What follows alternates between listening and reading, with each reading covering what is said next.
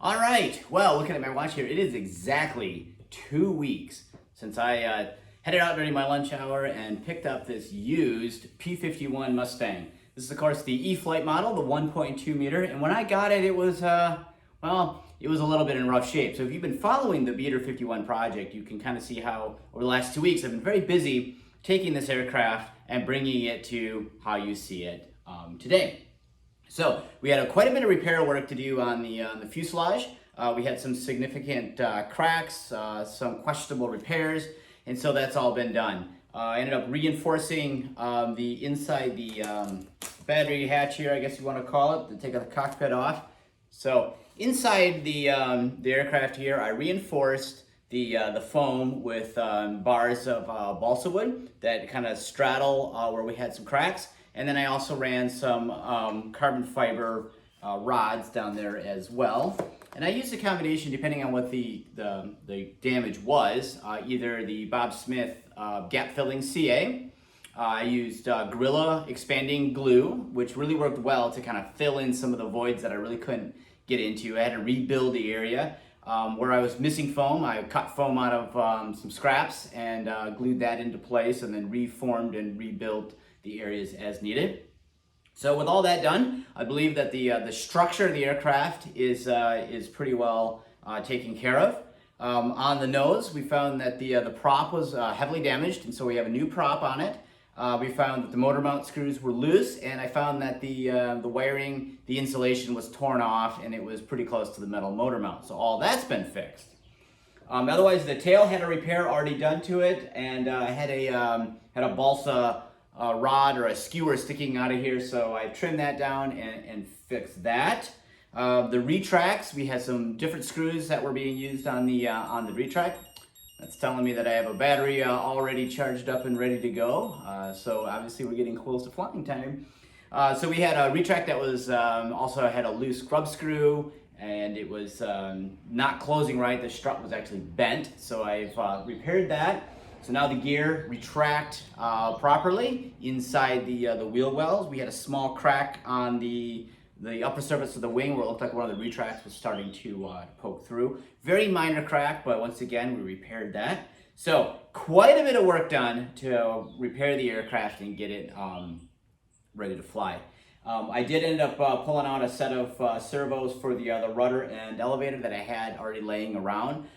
Given the damage that was done to the tail, and from what I could tell it looked like to be the original servos, I said, I better just replace those. And since I had a box of servos anyway, I just went ahead and threw those in.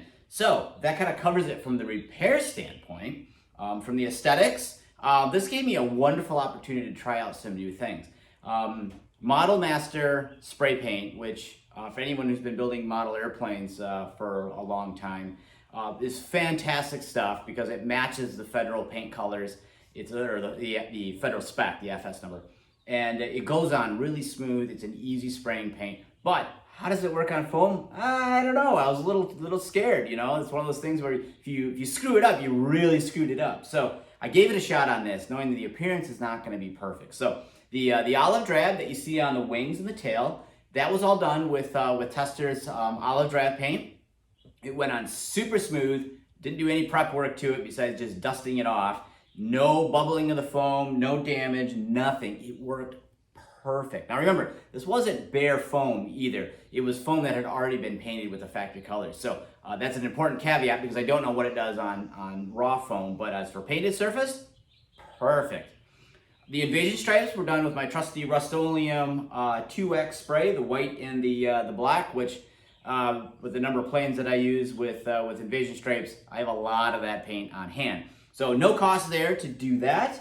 And then I came up with a really creative way to make some masking on the tail using some tracing paper to get that done. And then the nose I shot with my Rust-Oleum 2X, and I found that the yellow wasn't right. It was too bright of a yellow. And so being a budget plane, I didn't want to have to go out and buy the Model Master yellow paint like I did for Detroit Miss. I said, how can I save some money here, go on the cheap, and see what I can come up with? And sure enough, for 99 cents, or basically $1, I found some kids acrylic paint at the grocery store, and it is almost a dead match to Insignia Yellow that I used on Detroit Mist. In fact, if you put them side by side, you really can't tell the difference.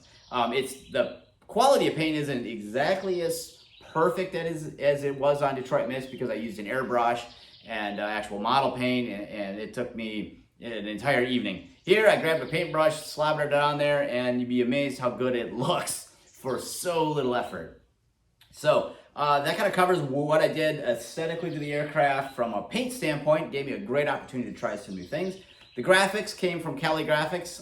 Cali had the Louis IV scheme already ready to go, so she didn't have to do any custom work there. I went with the nomenclature decal kit as well, and I put some of those on here. So I'm quite used to those as well. Nothing really significant there. On the weathering, I used my trusty technique of using pastels to do the exhaust staining, a little staining around the gun ports, a little bit around the fuel fillers, and then something I learned from learned online was to use steel wool to kind of take some of the weathering down a little bit, or make it a little less harsh. And so I tried that out on the aircraft, and that really worked. You just kind of lightly scuff, and that helps kind of tone it down a little bit.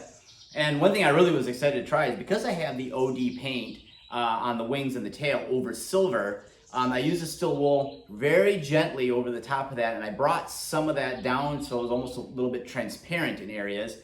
So it made some of the rivets and screw heads kind of pop up a little bit, make them look like they were chipped, and then went around some of the areas that they, like the ammunition, where the ammunition belts would have gone for the guns in the wing, and it kind of made it look as if the olive drab paint was actually kind of worn and stuff. So really a cool technique.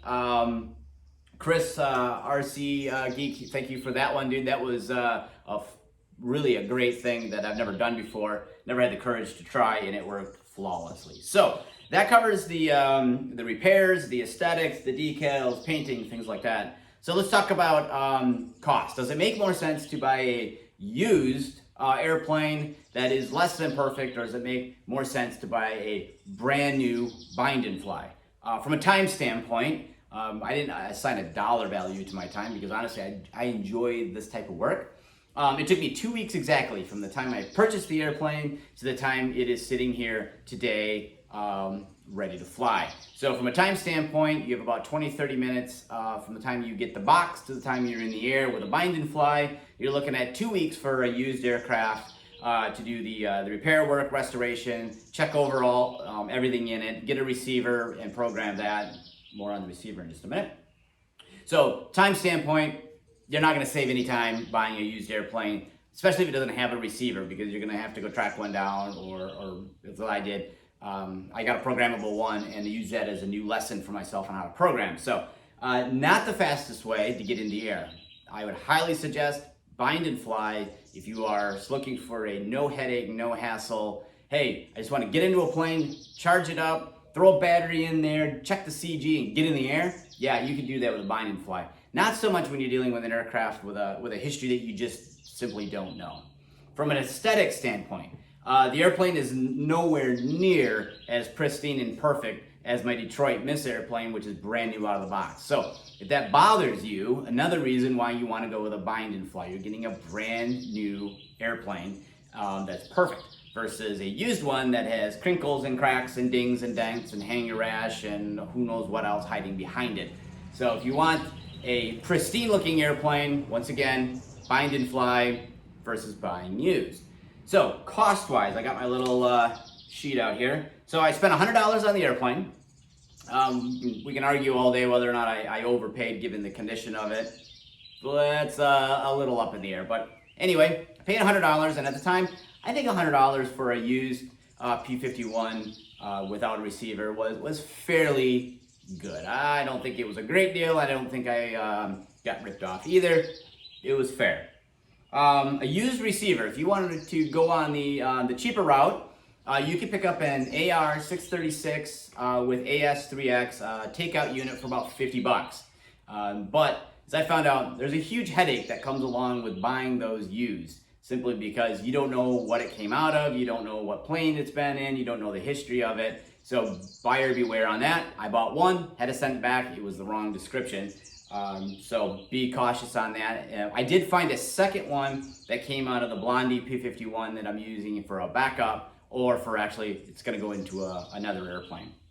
So $50, you can pick up a used receiver if you want AS3X, and a project requirement for me was AS3X. The prop was $10, so I had to get a new prop. The old one was heavily damaged and dinged and twisted, not gonna work.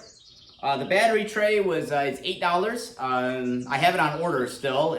I'm still waiting for it to show up, so I robbed the one out of Detroit Mist. Nice about having two twin airplanes, you can swap parts back and forth. Graphics, since a new bind and fly would come with graphics, I spent $35 from Cali on all new graphics. You could of course go cheaper and go with the E-Flite ones, but I wanted to make the airplane unique anyway and make it Mac Detroit Mist. So I spent $35 total in graphics. You can argue whether or not you really need that for airworthiness. Paint, I spent a whole whopping $1 on paint because I used so many other paints that I already had in my collection. The total for the aircraft is $204 versus $279, which is the current price for the E-Flite P-51. So it's a $75 savings. Now that's pretty good. However, there's a caveat there. The canopy is heavily scratched and it's gated on the inside, so obviously going to have a little bit of an issue there. It doesn't come with drop tanks and needs new tires. When you add all that up, that $75 savings goes away. So in the end, I recommend going to a bind and fly versus going with a used plane like I did. So if you guys got any questions, by all means, please let me know. I'll be more than happy to answer them.